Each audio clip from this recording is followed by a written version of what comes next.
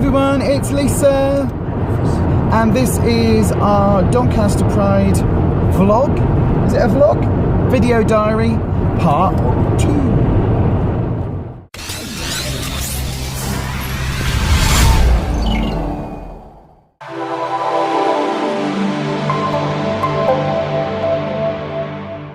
So we are back in the car, which can only mean one thing.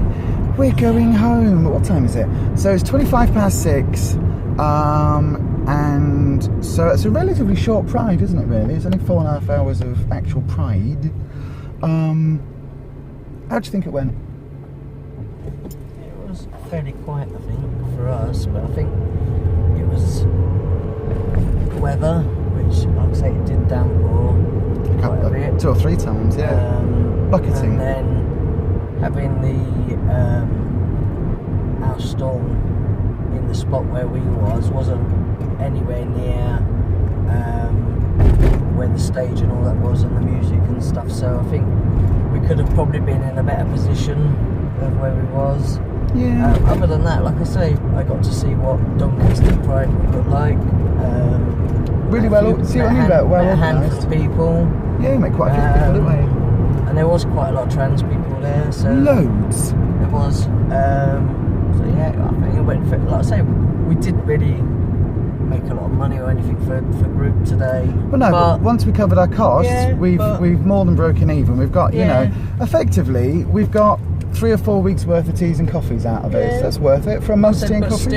But still, like I say, it was interesting anyway. It was good. Yeah, and we spoke to lots of trans people. There isn't. A lot quieter, weren't they? Yeah, there isn't a social group over here. There isn't a support group. We spoke to the person who ran the last one. It closed about 6 months ago. And basically, we spoke to some people who were in desperate need of help. We spoke to some people. We spoke to the parent of a trans son who is really wanting to support her son. We spoke to who else we spoke to? Spoke to a really interesting guy actually, who is has ME and is a wheelchair user, and is also registered blind and has almost no vision. And he bought a couple of t-shirts. Well, I bought a t-shirt and a badge and that from us. And I had a really interesting chat to him about how a couple of other trans groups were exclusionary to him. They basically said that his PA, so his personal assistant, wasn't able to attend a group with him initially. Yeah, and then they said, well, the PA could attend, but if there was a group activity happening or a group discussion, the PA couldn't take part. Disabilities, obviously, needs help. Exactly, and even, you know, just when somebody's visually impaired, just to be able to actually say, well, this are the people in the room and this is sort of what's going on, and to almost do a translate type thing, if he wants it, if he needed it, but then to say to that PA they couldn't do that, I think it's that's also wrong. You know, not saying I need to take someone with me because, just because I want someone there, just because I don't, you know, just I want to bring a friend, that's different. But on somebody who's got a disability needs. But you first came. We first met when you came to Transmission as a service user all those years ago. And before going to Transmission, when you spoke to me on the phone, what did you say? That I wanted to bring someone with me. Yeah. Before Transmission, I was actually going to go to another group, which was, I think, Remains Nameless. I think it was actually down as Leeds Lads or something at the time. I said Remains Nameless. I'm just saying. Okay, yeah, but don't. Yeah, anyway, a different group. Past group, anyway, but just the first time that I'd ever gone out being trans and met any other trans people, I then asked, you know, I'm really nervous. Can I bring someone with me for the first time that I go to a group? As I've not met any other trans people, blah blah blah. No, you can't. If they're not trans, they can't come. It's like, okay, well, I'm not coming. No, and the thing is, it can be really. I know why some groups do that, but it can be really scary if you're not out and you're meeting people for the first time. It can be really scary walking to a room full of people and going, so you're all trans and I'm trans and yeah, a bit. But from day one, when you said, can you bring someone with me? It's like, of course you can. That's what you need to do, or this is what you want to do, then yeah, absolutely, no problem. And as happened with you, it's happened with people since, where the trans person will come along, or the non-binary person will come along with a friend or partner or whatever for the first couple of weeks, and then when the trans or non-binary person, the service user, when they feel a bit more comfortable, the friend or the partner doesn't come every week. And that happens because they basically go, oh, I don't need you to come with me now, I'm fine, you know, they're a good bunch of people. Yeah, and so that happens quite a bit.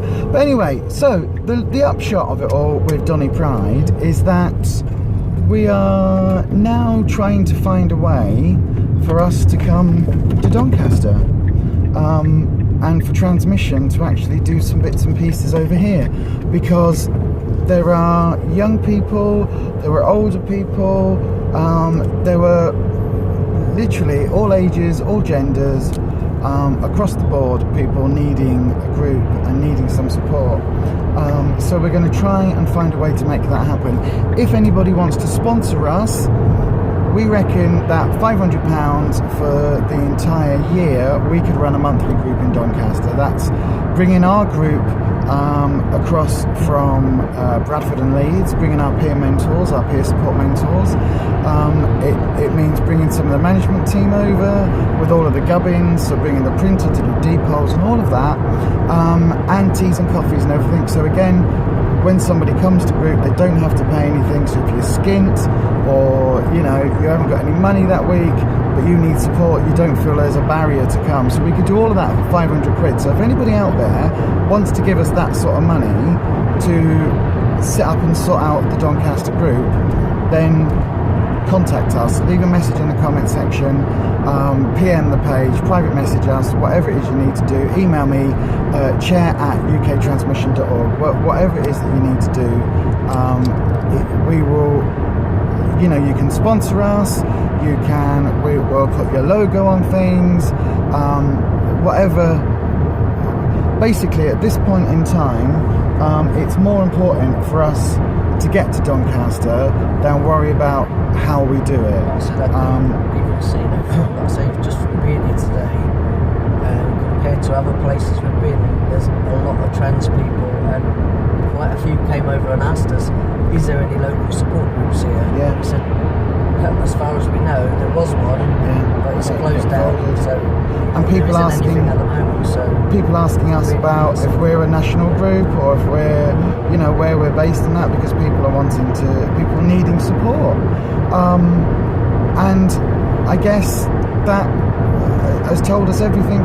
We already knew 3 or 4 weeks ago that the stepchild of one of somebody that comes to group is having some issues. They've recently come out as non-binary and they're having some issues, so we've recently found out about that, and so it was kind of on our radar for the first time.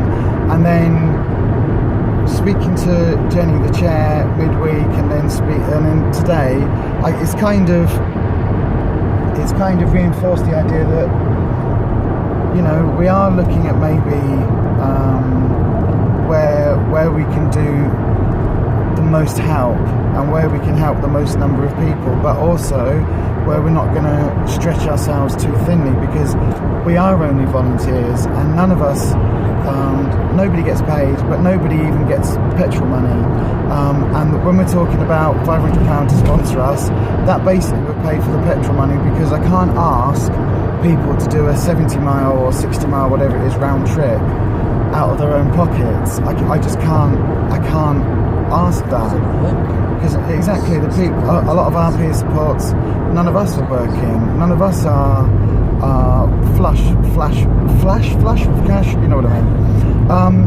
And so basically, it's fine if it's sort of within, you know, a couple of miles or 2 or 3 miles.